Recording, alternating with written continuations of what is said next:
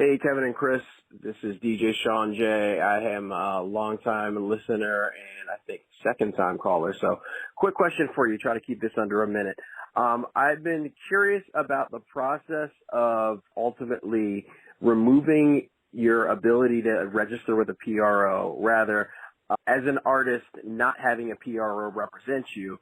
There are particular music libraries marketing towards artists, and their requirements, trying to be intentionally vague here, are to not be associated with a PRO. So is it possible for an artist to have no PRO representation under one name, but have a different creative project name where you are represented by a PRO? Hopefully you guys can answer that, and appreciate your help of the podcast. Again, this is DJ Sean J. Looking forward to hearing the results and response.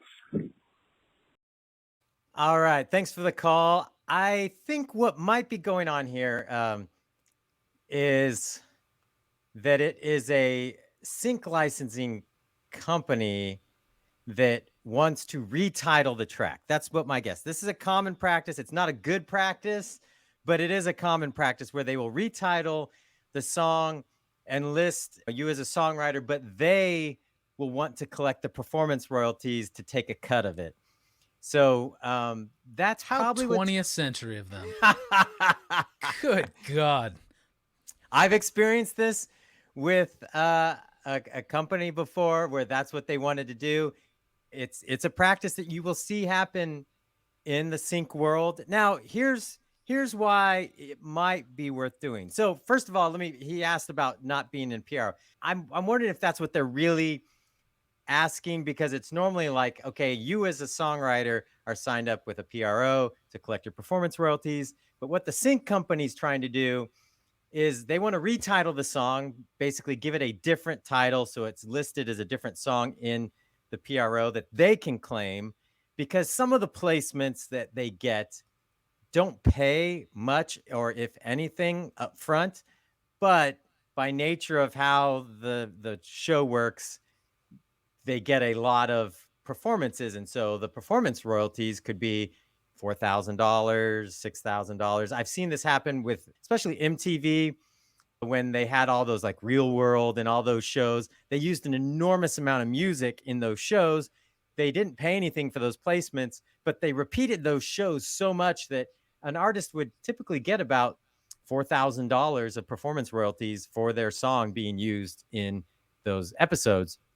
And so these licensing companies, they're not getting any upfront payment, so they want to retitle the song and be able to get the performance royalties paid to them.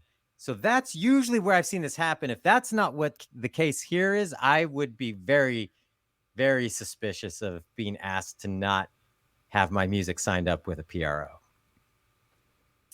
Anything else to add to that, Chris? No. Yes. Yes. Don't do it. Yeah, I would want to know more about who it is. And what given that you've already said that it is still common practice for that very reason, it makes sense, because obviously you want these agencies to have an incentive to place your music in things that will generate revenue for you. And why are they going to do that if they stand to gain nothing? But at the same time, like, just think of what the practice is called: retitling. Doesn't that sound sketchy?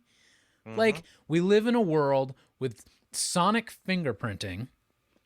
You know, the digital tracking of everything is possible. Why are we still doing this thing of entering just a muddying up the waters? Let's call this sound recording something else.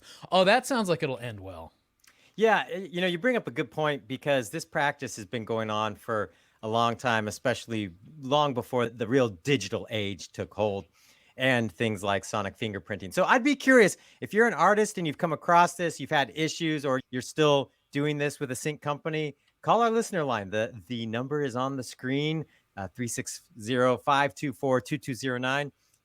Was it worth it? How does it work?